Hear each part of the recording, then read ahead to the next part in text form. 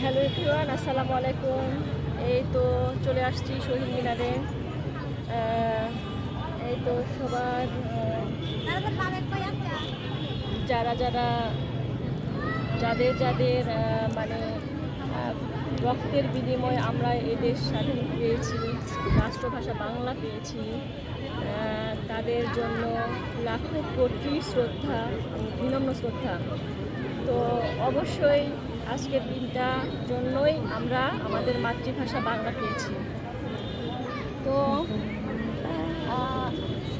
এর ফাঁকে আমার হলো ব্রুজ খুলে গেছে এখান থেকে, আমি না খেয়াল করলে এটা থেকে যেত।